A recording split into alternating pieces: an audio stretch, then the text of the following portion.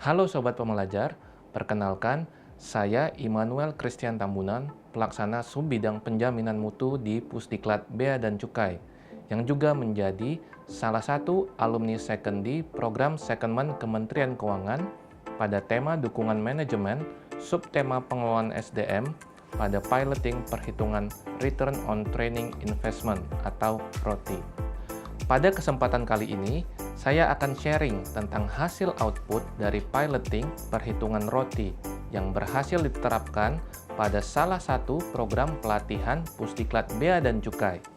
Nah, ada dua seri video pembelajaran dalam pembahasan materi kali ini.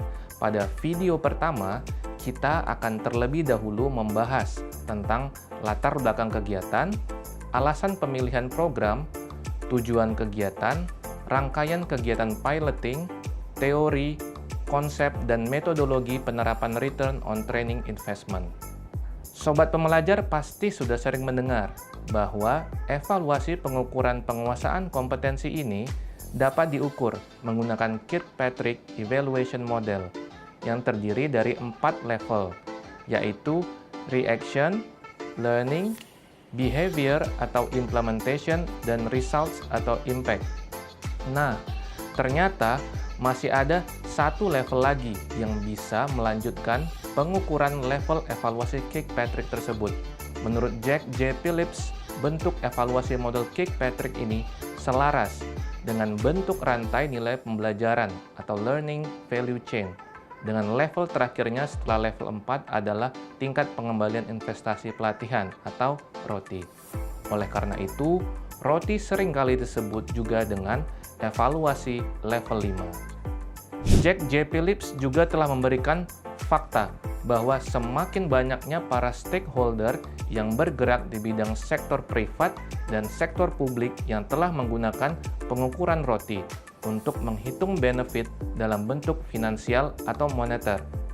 Menariknya, ROTI ini juga menjadi trigger untuk mengukur hasil atau dampak yang bersifat non-finansial atau intangible benefit.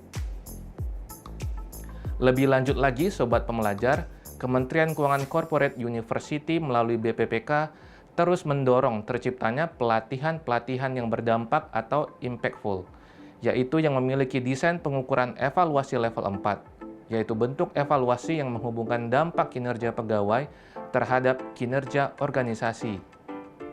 Bak gayung bersambut misi BPPK ini didukung dengan semakin banyaknya permintaan para stakeholder di unit eselon 1 Kemenq yang ingin mengetahui bukan hanya sebatas dampak kinerja alumni saja, tetapi sampai kepada nilai imbal hasil investasinya.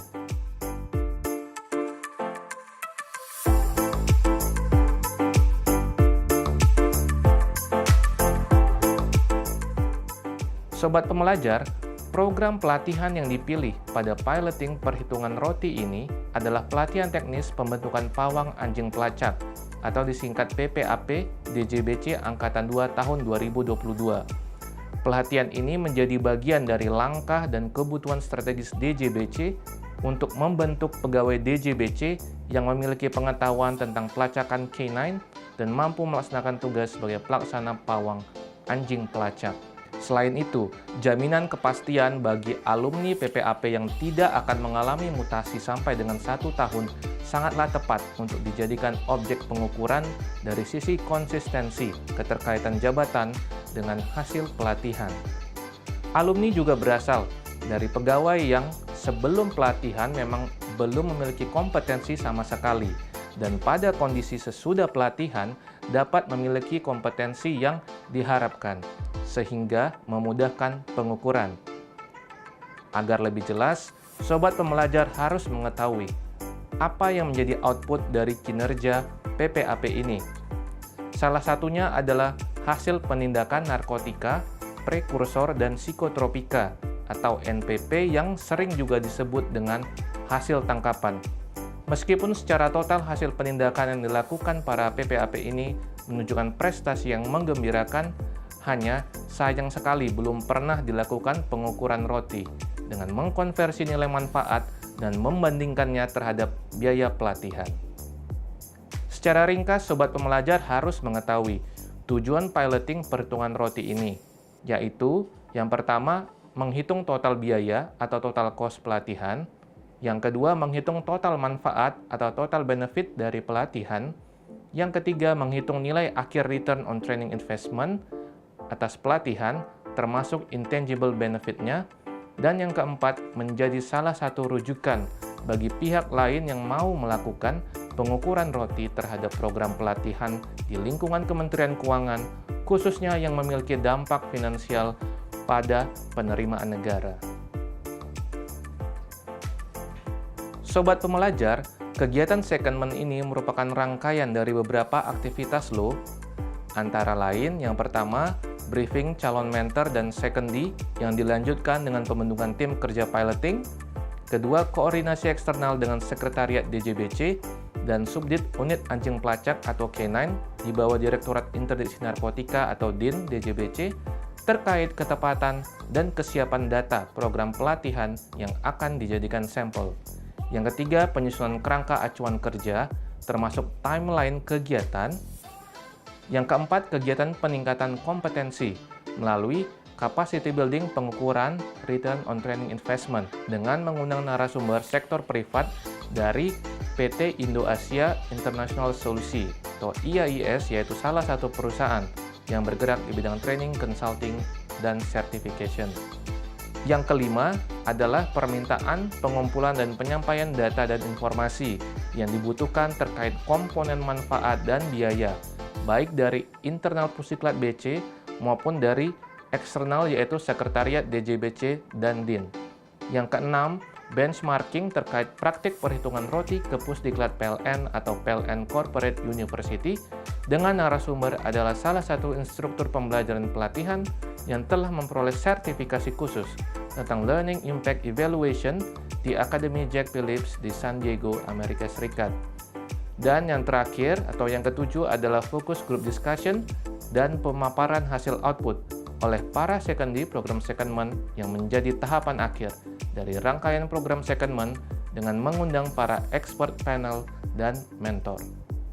Supaya Sobat Pembelajar ada gambaran, pelatihan teknis PPAP DJBC memiliki sasaran peserta atau target learners, yaitu pegawai DJBC dengan jabatan pelaksana pemeriksa atau calon pegawai yang akan ditunjuk sebagai pawang anjing pelacak. Untuk dapat mengikuti pelatihan ini, calon peserta harus lulus tes seleksi calon PPAP yang meliputi psikotes, kesehatan, dan kebugaran serta wawancara. Adapun jumlah peserta yang lulus dan mengikuti pelatihan berjumlah 10 orang.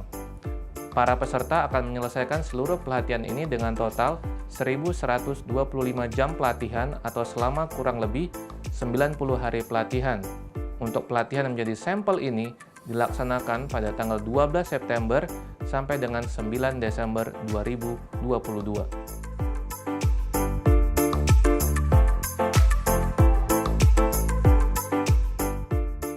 Sobat Pembelajar, yang tidak kalah penting sebelum kita melakukan perhitungan roti, kita harus memastikan pelatihan yang akan diukur telah memenuhi pengukuran evaluasi level 1 sampai dengan level 4 sesuai model Kirkpatrick. Nah, Sobat Pembelajar mungkin masih ingat di awal tentang istilah Learning Value Chain versi Jack Phillips. Berikut ini penjelasan tentang masing-masing level.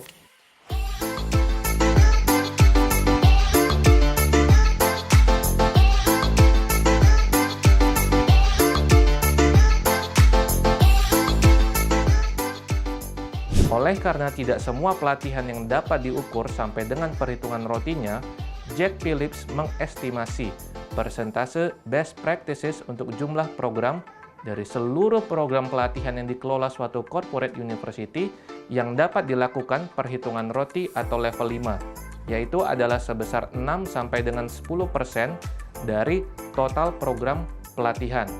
Nah, untuk mempermudah pemahaman tentang metodologi atau tahapan yang perlu dilakukan dalam perhitungan roti ini, Sobat Pembelajar dapat melihatnya lebih jelas pada skema berikut ini.